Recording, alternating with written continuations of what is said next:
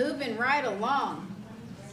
I would like to introduce our panel experts that are here today. We have the Honorable, well, that's him, the Honorable Howard O. McMillan, Jr., Circuit Court Judge with the 7th Judicial Circuit. Thank you, Judge, for being with us today. Sergeant Danny Garcia with the United States Marine Corps. Hoorah. Colonel Joseph Wells, Chief Deputy of the Putnam County Sheriff's Office. Ms. Sandra Jackson, Regional Director of SMA. And Ms. Marcy Racina, Hospital Admin and CEO of NFETC. Thank you, everybody, for being with us today. Oh no, I don't have them. Don't you worry, I've got it. So we have 3 questions that we are going to have each of our panel experts answer. You will have 3 minutes to answer each question, and then we do have Malachi in the back with being our timekeeper and holding up signs. So please keep an eye on the signs that he's holding up back there to keep everything flowing nicely, okay? Question number 1, and we will start with the sergeant down here. Deinstitutionalize, ooh, it's a big one, hold on. Deinstitutionalizationism is the process of replacing long-stay psychiatric hospitals with less isolated community mental health services for those diagnosed with mental health disorders or developmental disabilities. How has this process helped or harmed our community?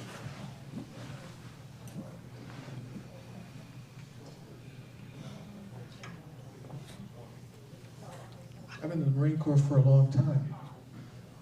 It was an institution as well. I experienced both the good and the difficulty of being in an institution. I deal with PTSD. I'm all messed up. Sometimes I don't know whether I'm coming or going. I don't know what to believe. I don't know who to believe. My faith, the only thing that I can hold on to is Jesus Christ. So that's my institution, and I know that has worked for me. I used to work as a drug counselor, so I work with heroin addicts, stuff like that. I don't know. I just see so many different things. So I can't just put a dot on it. Say this. I see both.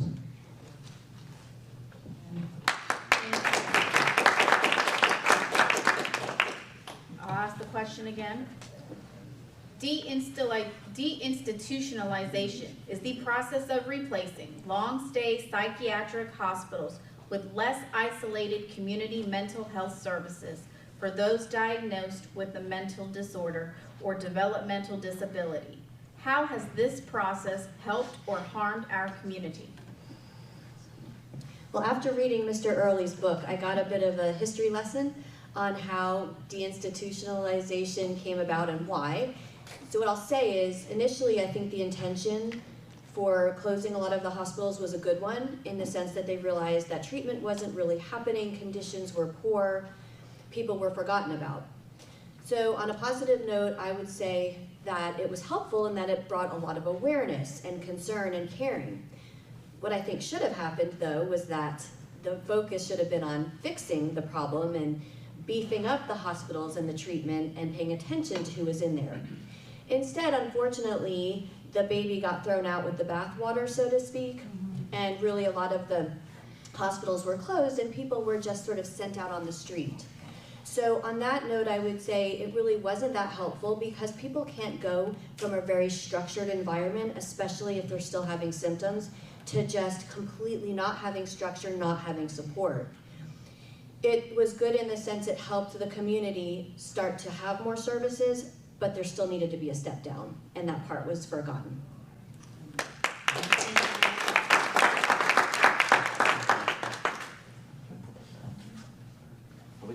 We have one. Oh, we got another one. Okay. Marcy? I'm not sure. So I've got to start out with a little bit of data because I'm a nurse by trade, but I'm a hospital administrator now. Back in 1955, there were about 340 psychiatric hospital beds for every 100,000 citizens. In 2005, does anybody have any idea what that number was? 17 for every 100,000 people. We don't have enough places to care for people, and we don't have the community resources to do it. I run the North Florida Evaluation and Treatment Center, which is a forensic mental health rehabilitation center. I've been there about a year and a half, and when I took this job, I actually was the chief of nursing first, and then I was promoted to hospital administrator. I really didn't know what I was getting into. I was excited about doing something different. Mental health is very near and dear to my heart. I have a son who could have been just like Kevin. Thankfully, we caught things early, and he's now a chiropractor and married with 2 children and doing very well and taking his meds. But I could have been in that same place. I have 216 men that are committed to me forensically by a judge because they committed a felony of some sort or were charged with a felony and needed help to be able to be competent to speak in court. So we do that every single day, and there just aren't enough community resources to get them back to when we do get them better. So for me, it did good because it got people out of bad situations, but we still don't have the resources. So we just don't have enough. We need more. Thank you. Since I can't see Malachi, does that mean I can just talk? Yeah, just let me know. Yeah. She'll keep an eye out for me. So, I agree with what everybody has said. I think that certainly there was good intentions behind that decentralization. Instead of having large and industrialized, institutionalized institutions for these folks with no specialized care, certainly was an issue at that time. But that structure is prior to where my experience lies, and what I experience at this point is, while I think the philosophy is good, to having supportive communities to help take care of these folks and give them what they deserve. The system is, one, almost non-existent, and what is existent is incredibly fractured, and you can't navigate it. Families have no way to navigate the system when they try to intervene at the early points. Once law enforcement gets involved, we have no way to navigate this system. There's just no type of roadmap that points us in the right direction. So we just get into a fever of trying to, like, I've got an individual in my jail, or we're trying not to bring them here, but because of the inability to navigate that, figure out what's there, what's available for what type of issue, it runs into a point where people throw their hands up in the air and say, I take them to jail. And that's really what we're seeing. Our families are just, have no other option but to call law enforcement because we are not fractured. We're not fractured. We have a 3-digit number that everybody knows, and they know that we're going to be there. But then again, so I agree, and I'll pass it on what everybody has said, that I think the philosophy was good, but it has created a complex cobweb of confusion that nobody knows how to work their way through.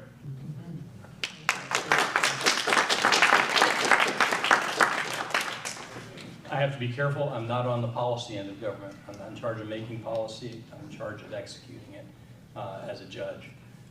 So I can't really comment on the good or the bad, but I can tell you what we can do on the top end when it comes to us. And it was what we did here in St. Johns County, which was, among other things, create the Veterans Treatment Court.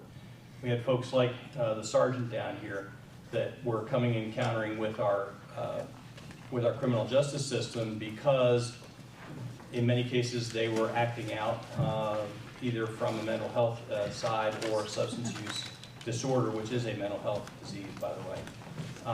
They were acting out and they encountered law enforcement.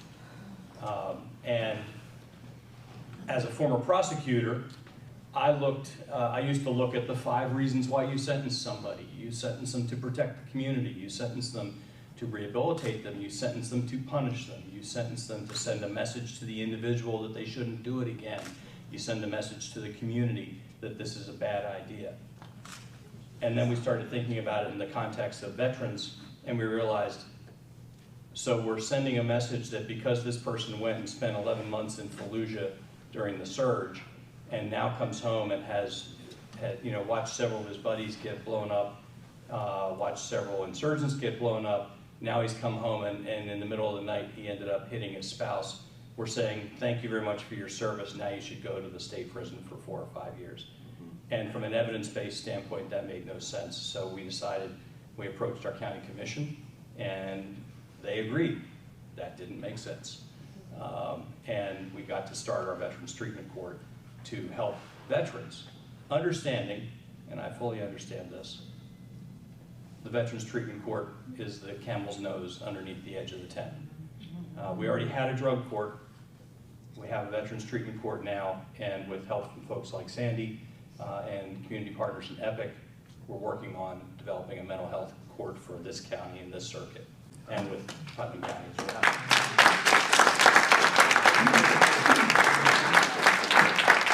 Thank you very much. Go ahead and hold on to that. We're going to go on to question number 2. We survived the first round of questioning. Great job, everybody. Placing mentally ill offenders in mental health court in lieu of incarceration has proven to be beneficial for all. However, some are in favor of this process and some are not. What are the pros and cons of mental health court in our community? And this time we're going to start with the judge. All right. All right, well, good segue. There's several ways of looking at that particular problem. One way that we looked at it when we started the Veterans Treatment Court, and now as we start the mental health court process, is to look at the recidivism rate. The rate of reoffending, as Pete mentioned, I didn't realize it was 85% for those with mental illness. In our Veterans Treatment Court and in our drug court, remarkably similar results, 17%. So the chance of somebody coming back into the system is significantly reduced after they've participated in one of the treatment courts. I don't know, we don't know going in what the mental health court numbers are going to look like. We have been challenged in our Veterans Treatment Court, and I've got my mentor coordinator here. Those with serious mental illness have proven to be the most challenging to handle. And it's going to be an important partnership between the court and then also developing, there's also folks here from the recovery communities to continuing that process going forward. So that's that kind of number. Let's also talk about the other numbers. In St. Johns County, and I think Colonel Wells, your numbers are similar, to keep somebody in the county jail costs anywhere between $75 and $125 a day, depending on whether you count the capital costs of building a jail. Well, the jails don't build themselves, so you should include that. So $125 a day. Somebody that comes in on a misdemeanor just spends 30 days in jail. You just spent over $4,000 for that. And when you put them back out on the street, what you've done is you've made them unemployed. They're not supporting their family. Their family's now on aid. They have not been earning money. They have not been paying taxes. From a dollar standpoint, it makes a lot of sense.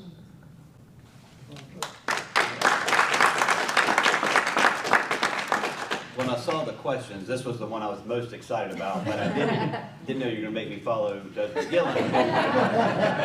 Is the Circuit 7 champion for treatment courts? He's the one I called and I said, I need veterans courts. The first one that we tag in when I started working with Lisa, I said, we got to talk to Judge McGillen. We want mental health court because he totally understands this. So I think part of the question was, what's the con? There are no cons to treatment courts overall. They may not work for everybody, but they work for a lot of the folks that join them.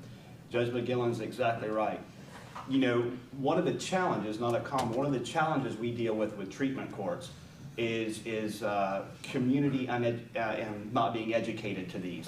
And we'll hear that. You hear, throw them in jail and lock the door. You hear community, people inside our community sometimes criticize us because our deputy sheriffs carry Narcan on their body, so that they can give somebody one more chance at recovery. It's not natural selection. I've heard it. It's natural selection. Why are we working to save that person? Because only one person has the right to judge us, and it's not a deputy sheriff. We save everybody's life we come up to. But I digress. So we have been very successful in drug court.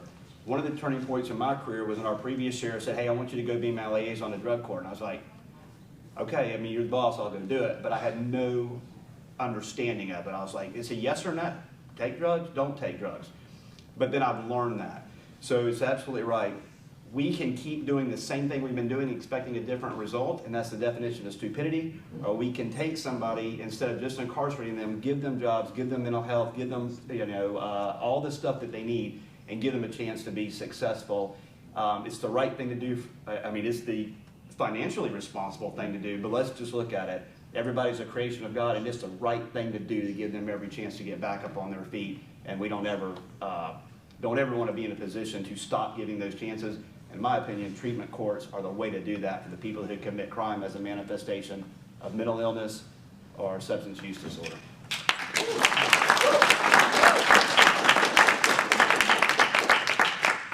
So it's hard to follow that, obviously. So I'm going to give you a little lesson in where I work, and one of the things that mental health court would do for keeping my patients out of my facility. I have 216 beds. It's an all-male facility. We're a maximum security facility. I have certified corrections officers that work with me. Every day I have to teach them how to be nice and kind and sweet, because most of them come from corrections. Probably 99% of my patients, it was not their first time in front of a judge committing a felony. They committed smaller misdemeanors or even whatever. They did things that they were released for. If they had gone to mental health court and gotten the mental health treatment they needed, they probably would not have ended up homeless or on drugs or alcohol or committed that felony, which could be anything, honestly, from spitting on a police officer to murder. So I have the whole gamut of patients in my facility. They are not convicted, okay? They're just charged with crimes, and they come to us for help. We do everything physically, mentally, spiritually that we can to get them to their best selves while they're with us. But honestly, under Florida Statute 916, the only real responsibility we have is to get them competent to go speak in court. My guys are free. They have time alone. They're not locked. They're locked in their rooms just at nighttime from 11 p.m. to 7 a.m. Other than that, they have classes that they go to. They learn how to function in the community. 98% of them are going to be your neighbors one day. So let's keep them out of the facilities like mine, and let's get mental health courts going where we can help everyone before things get so serious.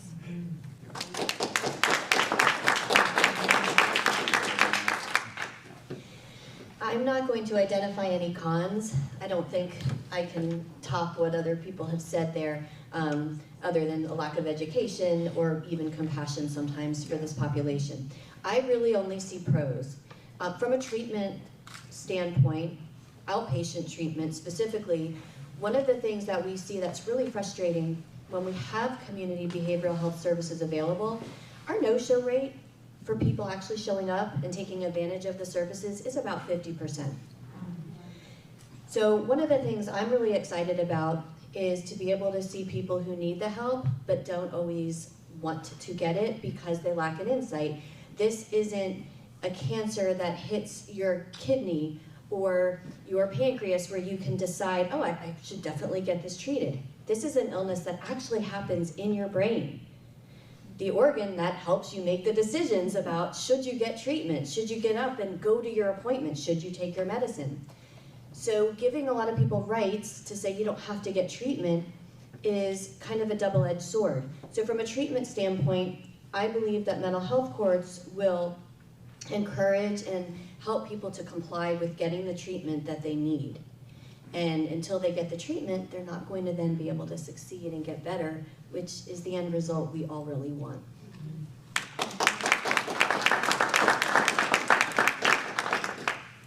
I used to be a police officer. I worked in a federal prison also. I've seen the good, the bad, the ugly. Lisa, we've known each other for 30 years plus. I'm the godfather to one of her sons. I hurt when I see her hurt and I see them hurt. And they need help, H-E-L-P. They don't need BS, they need help. I've worked in the medical profession as a drug counselor, etc., both in the Marine Corps and outside. We need people that really go beyond the call of duty to get involved. It's not just a job. It's really a love affair between God and between the person that's hurting. We need to step out of the comfort zone We need to get out there and we need to do something. I've seen meetings like this before, many years ago, back in 1996, when I was part of them. And it fizzles. It's when it's hot, but then it gets cold and people forget. In the Marine Corps, I can speak for the Marine Corps because I've been in it for a long time. There's a transition when you go in, which is boot camp. So they kick your butt and you're transformed to be a Marine. Outstanding. You're disciplined. You learn what discipline is. But when you get out, after you've gone through all of the training, the combat, incidences that have happened, there's no transition to go back into the civilian world.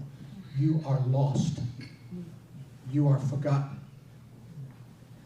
When I came back from Vietnam, I hid. I hid as much as I could because they didn't like guys that were over in Vietnam. Because they said they were killing babies, et cetera, et cetera. So I ran away and I hid, and I didn't make myself known. Eventually, I made myself known because everybody said, that's the thing that you should do now. Tell the truth, tell the story. And I did. In fact, my wife wrote a book, which is out there, and the book is for everybody. It's free, and the donations are going to Lisa's cause here. Look, I don't know how to touch your hearts, because that's what I need to touch through the power of God. We need to do something. You need to look right inside your house, your neighbors, your church, your friends. There's people that are crying out, and nobody responds.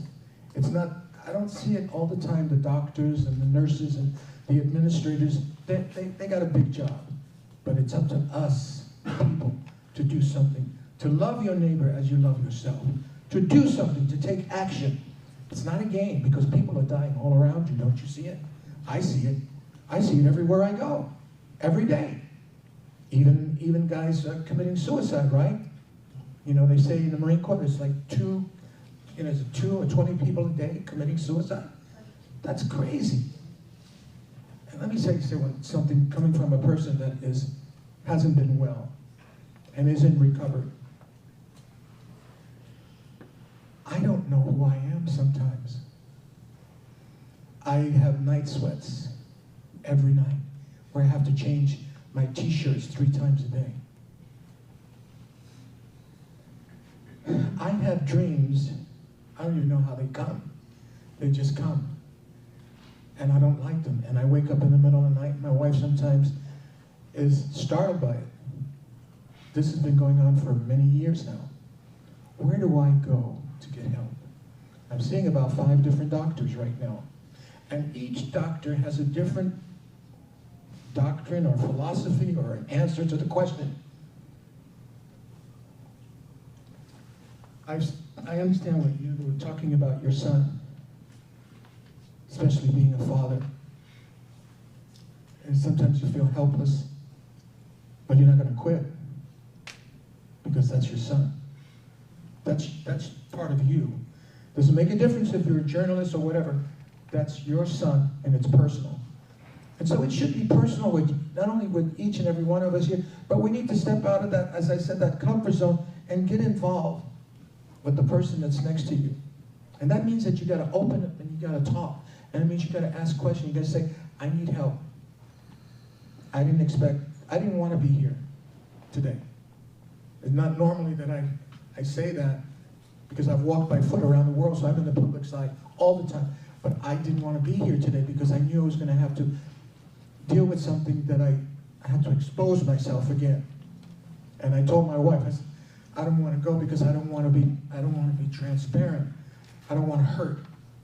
I don't want to have to think about what I think about. But anyway, thank you very much.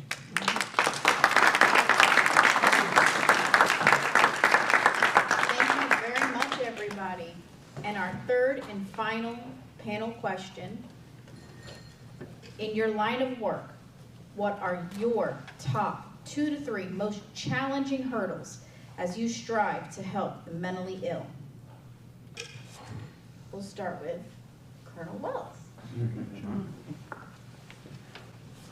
So, great question. Obviously, You know, we talked about this a little bit, but you know, the folks that enter law enforcement, and when they enter this, and as I did growing up as a teenager with this being a lifelong dream to do, and preparing all of my young adulthood college degrees to do this, it was not my intent to treat mental illness.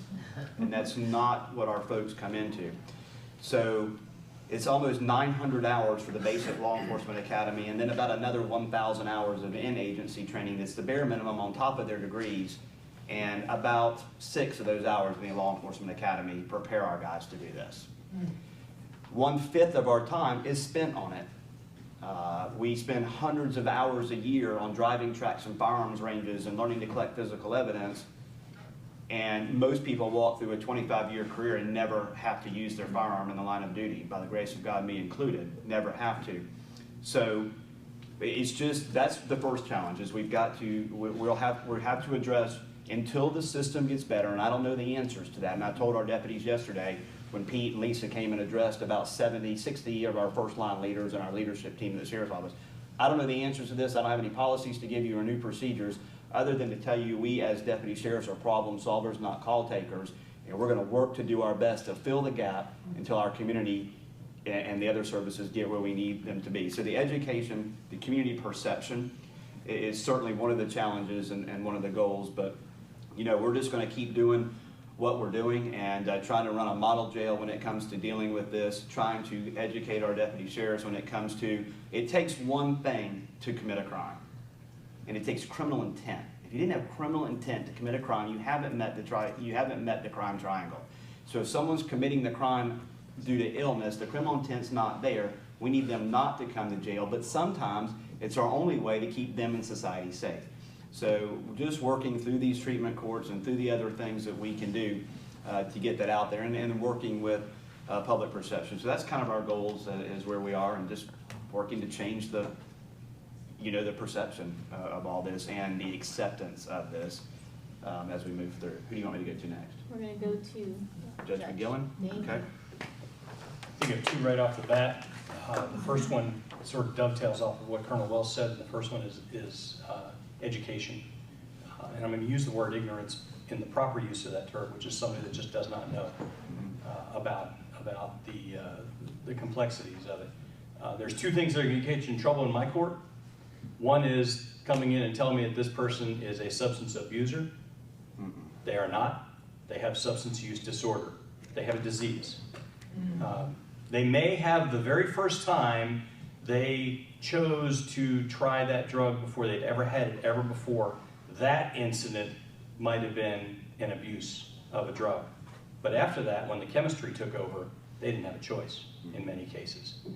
You look at some fantastic brain imagery of, you know, the old brain on drugs, you know, the old frying egg pan baloney. Look at the functional MRIs of somebody's brain after they've used methamphetamine and how it turns off. It turns off the part of your brain that tells you to just say no. You can't just say no after that. So it's substance use disorder. The second one is, love the title of the book, Pete, but don't use that word in my courtroom. I hear you. And that is crazy. Somebody will come in and say that so-and-so is crazy. I just spent 4 years actually as the felony judge in Putnam County, but I'm not back here in St. John's. I'm back on a family court bench. And you would think, oh, I got away from all that. Oh, wrong answer. I did not get away from it at all. And the first thing that the spouse's attorney tries to do is they try to come in and they say, well, we need a mental health evaluation because that person's crazy. Stop right there, counselor. You're not going to use that word in this court. They need a mental health evaluation. Let's find out if something's going on. And then, if they do, we're going to treat it. You're not going to use it as a baseball bat to battle over the kids. We're going to get the parent treatment that needs the treatment in that regard. So that's the second step. And I know I'm running a little over time. I appreciate it. The second big one, though, is resources. And this is, for a mental health court, this is the biggest challenge that we have. Right now in the Veterans Treatment Court, I have about, John, what am I, 35 participants right now? We average between 32 and 35. John keeps better statistics than even the court admin does.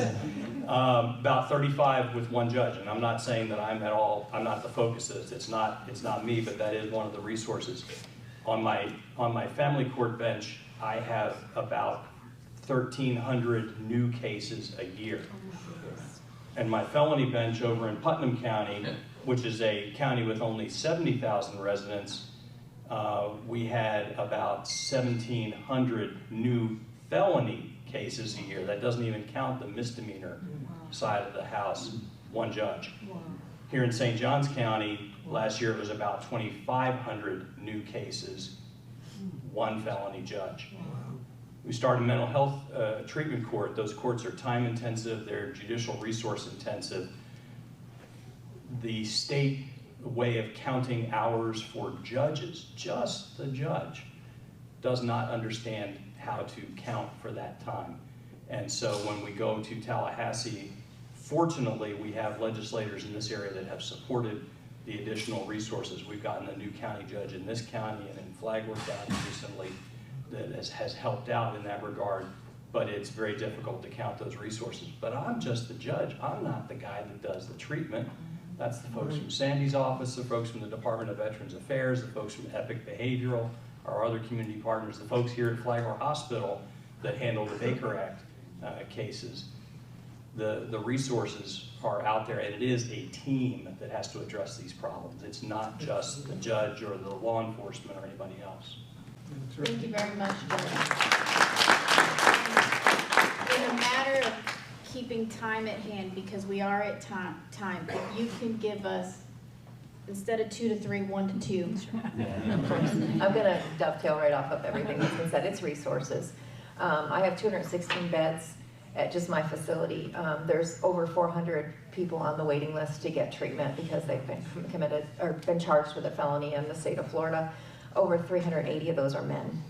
I don't have the beds. Chattahoochee doesn't have the beds to get the people in that need help. So we need to get to the mental health courts and get the community resources rolling to get people the help that they need so that they can get better. In money, it's resources, and it's part of the resources. It's money to pay the people the right amount of money they need to want to work at our facilities so that we can take care of everybody. It's just become a huge challenge all over. So I'm just going to stick with the resources. Thank you, and Marcy. everything. Thank you. I agree, again, with resources. We need the funding so that we can beef up our labor force and have the resources so we don't have the wait lists. But one thing I definitely want to mention, because it's come up as a theme here lately, is to have the correct type of resources. Having outpatient treatment is crucial, especially when you're having a mental health court, veterans court, drug court. However, there is a certain type of resource that is needed that we don't have at all, especially in St. Johns County and even Putnam, and it's having a higher level of care. People who have mental illness can be treated on an outpatient basis, but there is a pocket of that population that cannot succeed with the kind of resources that we have. And that means that they sometimes need a residential bed. Maybe a step down from the state hospital, but still a residential bed, and they need structure and they need security.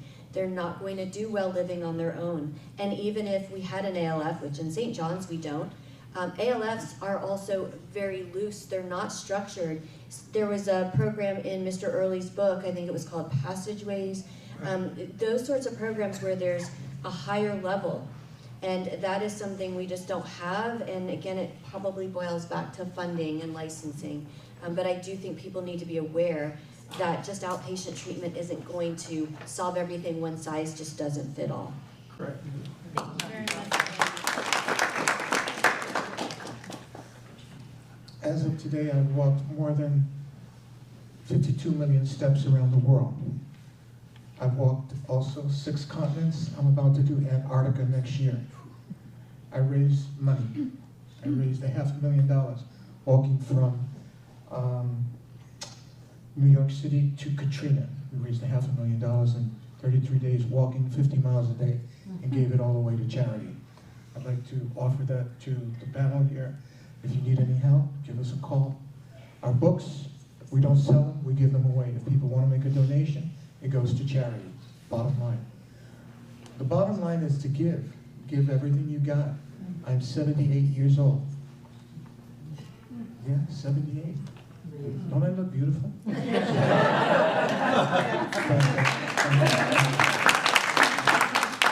That's because of my wife and because of God. So God bless you all. Thank you.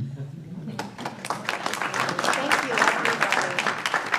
So, and before I read this number, I just want to say I'm very excited about what's coming to St. Johns County as well as Putnam County. It's talks and conversations like this.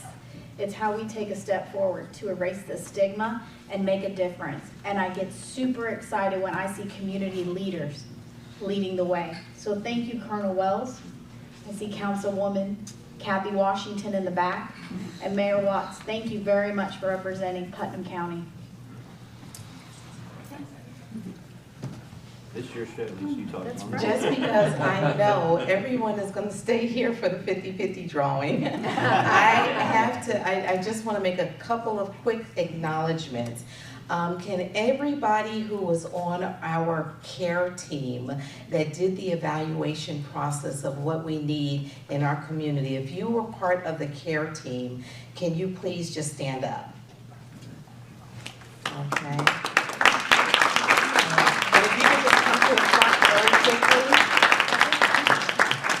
The care team, please come to the front very quickly. I just have a quick presentation for you, and we do have a couple of other people. You know, Jimmy, come over here so I can just look one way. Okay. All right. And I just have a quick, just a presentation. I just wanted to give you a little plaque to thank you so much. We have a couple of other people from the care team that were not able to make it here today. And Marcy, if you can stand up for Jennifer for me, because Marcy actually gave us a resource within her facility so that we can have a resource there. But I wanted to thank you guys so much for everything that you've done. And my son has been has touched your lives, all of your lives they have touched, and I want to thank you. So,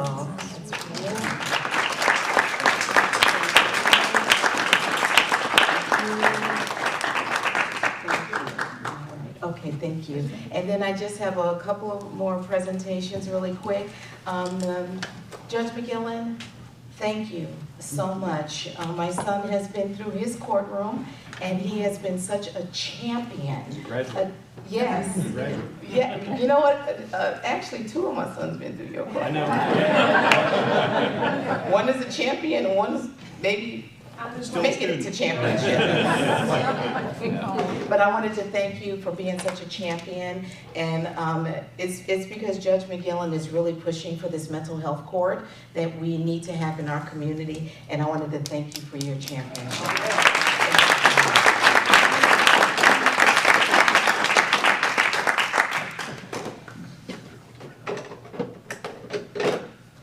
Okay, just very quickly, Tara Lynn, Shirley. Tara Lynn, Shirley's here. Come on up front, ladies. Come on up front.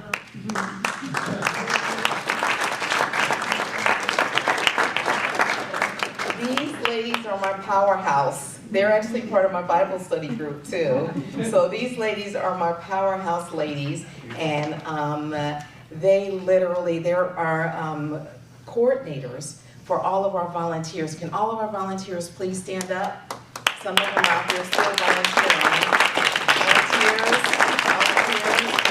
We could not have done any of this without volunteers. And that's one of the things that I actually want to make sure that we do in taking this to the next level. Because one of the things that makes the Veterans Court work, I've been through the process, I see it, is volunteers. That's one of the missing components, is community. The community is a missing component of making this all work. And I want to encourage you, if you can give 1 to 2 hours a month in volunteering in some area that really touches you, please, please do so. These ladies have put in hours, and hours upon hours, and I want to thank you, Tara Lynn. Thank you.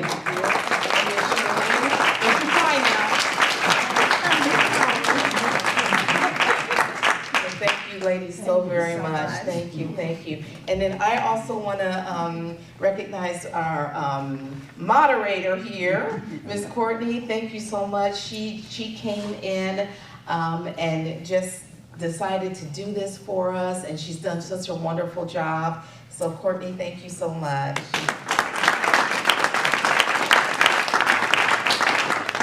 And last but not least, I can't say enough of just this panel here. You've heard everyone look at their bios. They've done a lot of things in their life.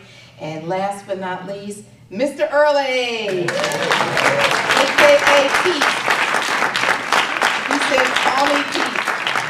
Thank you so much. Thank you everyone here that came out on a Saturday morning. Come on now. A Saturday morning, you guys came out to support this. And I thank you so very much for that. All right. Okay, so now I'm going to pass it back on to Courtney. We'll announce the winner. And on your way out, make it happen, okay?